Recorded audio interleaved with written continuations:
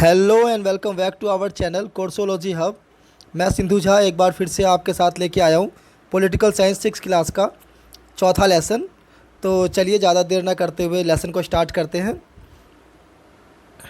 तो लेसन का नाम है लोकतांत्रिक सरकार के मुख्य तत्व। ये लेसन 6 क्लास का चौथा लेसन है। तो चलिए स्टार्ट करते हैं इसके ऑब्जेक्टिव्स और मोस्ट इम्पॉर्टेंट क्वेश्चन जो सीटेट के पॉइंट ऑफ व्यू से बहुत इंपॉर्टेंट है। तो सवेटो क्या है? सवेटो क्या है?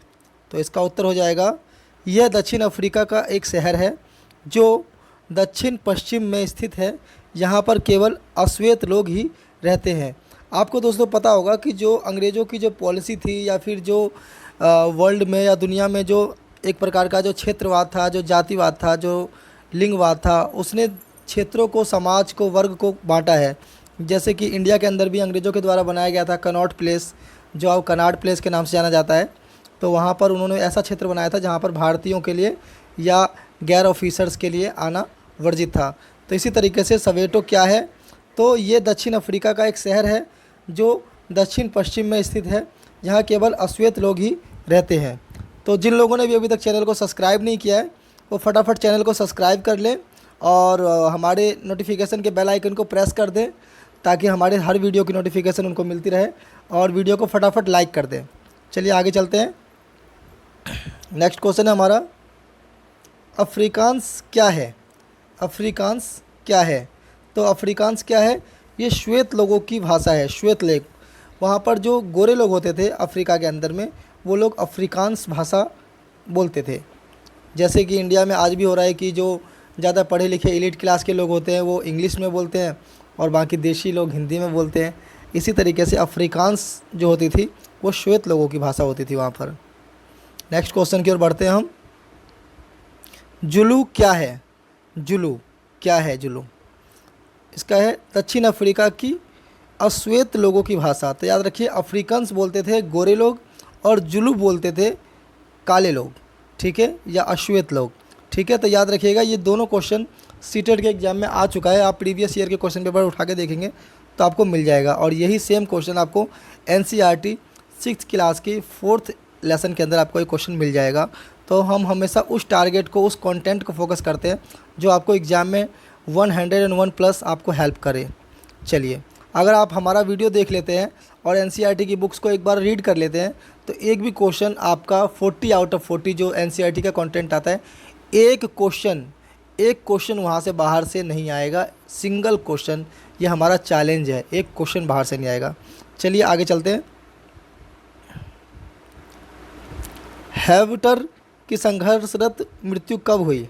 हैवटर की संघर्षरत मृत्यु कब हुई? तो इसका उत्तर हो जाएगा 30 अप्रैल 1976 को। 30 अप्रैल 1976 में हैवटर की स्ट्रगलफुल मृत्यु हो गई थी, संघर्षरत मृत्यु हो गई थी हैवटर की। चलिए आगे चलते हैं। नेल्सन मंडेला किस पार्टी से थे और उन्हें सफलता कब मिली? तो आपको पता होगा कि अफ्रीका में नेल्सन मंडेला को गांधी जी भी बोला जाता है, ठीक है। तो चलिए देखते हैं। नेल्सन मंडेला अफ्रीकी राष्ट्रीय कांग्रेस से थे और उन्हें सफलता 1994 में मिली, 1994 में मिली। तो सबसे बड़ी बात कि वो कौन सी पार्टी से थे?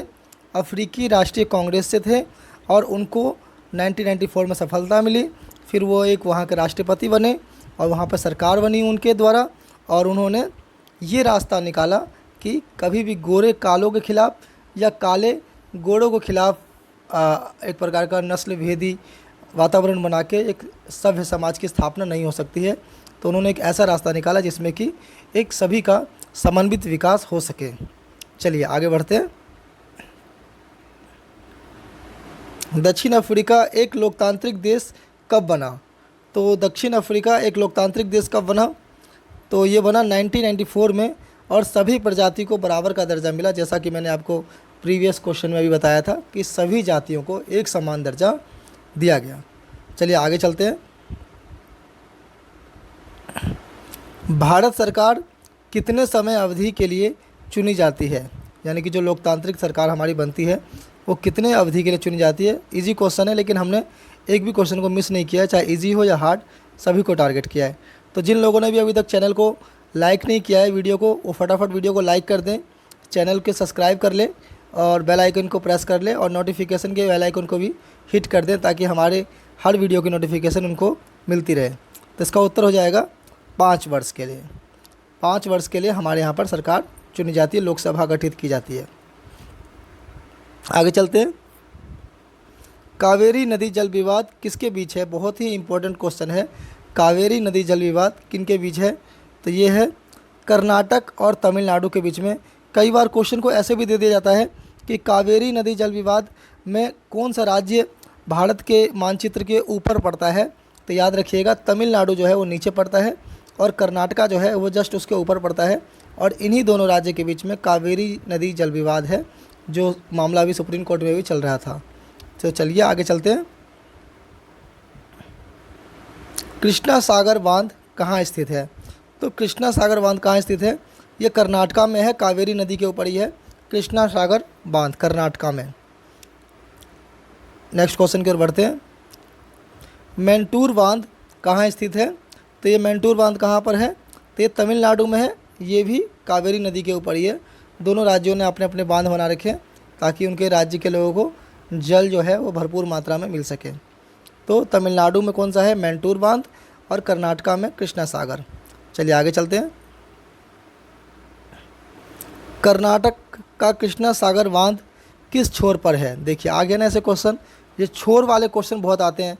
जैसे आपके क्वेश्चन आ जाएगा कि गंगा जो है वो बिहार के किस छोर पर है? तो गंगा जो है वो दक्षिणी छोर पर है। कभी क्वेश्चन आ जाएगा कि पामीर का पठार भारत के किस छोर पर है? तो इस तरह के क्वेश्चन आ जाते हैं। तो इस तरह से छोर जो हमेशा याद रखिए, और वो हम हर उस एस्पेक्ट को कोशिश करेंगे इस वीडियो के अंदर लाने का जिससे भी क्वेश्चन बन सकता है या एराइज हो सकता है या आपसे पूछा जा सकता है। तो कर्नाटका का कृष्णा सागर बांध किस छोर पर है? तो इसका बहुत ही सिंपल आंसर है कि कृष्णा सागर बांध कावेरी नदी के ऊपरी छोर पर स्थित है। इसका अगर कोई पढ़ा हो और उसने राज्य की सिचुएशन को देखा हो तो वो अपने आप अंदाज़ा लगा लेगा कि कर्नाटका जो है वो तमिलनाडु के जस्ट ऊपर है, तो इसीलिए ये ऊपरी छोर पर होगा। और मैंटूर बांध हमेशा नीचे होगा क्योंकि तमिलनाडु नीचे पड़ता है। चलिए आगे बढ़ते हैं हम लोग। मैंटूर बांध किस छोर पर स्थित है? अभी मैंने इसका उत्तर दे भी दिया था, निचले छोर पर स्थित है मैंटूर बांध, और कृष्णा सागर बांध जो है वो ऊपरी छोर पर स्थित है। आगे बढ़ते हैं हम लोग। लड़कियों को आगे लाने के लिए सरकार ने क्या कदम उठाए? वैसे तो सरकार ने बहुत सारे कदम उठाए, लेकिन इस लेसन के मुताबिक क्या कदम उठाए आपको ये आंसर लगाना है। उनकी फ़ीस कम व माफ़ करके, उनकी फ़ीस कम की गई है, उनको जगह जगह रिजर्वेशन दिए गए हैं पंचायती राज में, ठीक है ना, उनके फ़ीस को माफ़ करके, ठीक है। इस तरीके से लड़कियों को समाज में आगे लाने के लिए सरकार ने बहुत सारे कदम उठाए हैं। तो thank you for this session.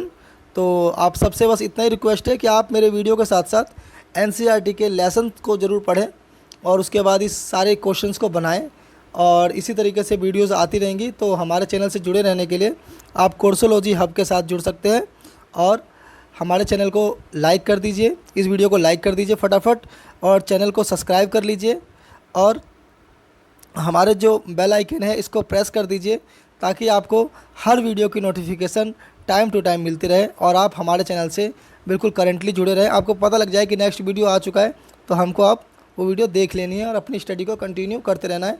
और मैं ये कोशिश कर रहा हूँ कि हमारी वीडियो बिल्कुल बैक टू बैक आती रहे, ऐसा ना हो कि एक दिन आए फिर 10 दिन ना आए। तो हमारी सारी वीडियो बैक टू बैक आती रहेगी। तो आप हमारे चैनल के साथ इसी तरह से जुड़े रहिए और ज़्यादा से ज़्यादा इसको शेयर करिए ताकि ज़्यादा से ज़्यादा लोग इससे जुड़ सकें और इसका फ़ायदा उठा सकें। थैंक यू सो मच इस सेशन से जुड़ने के लिए।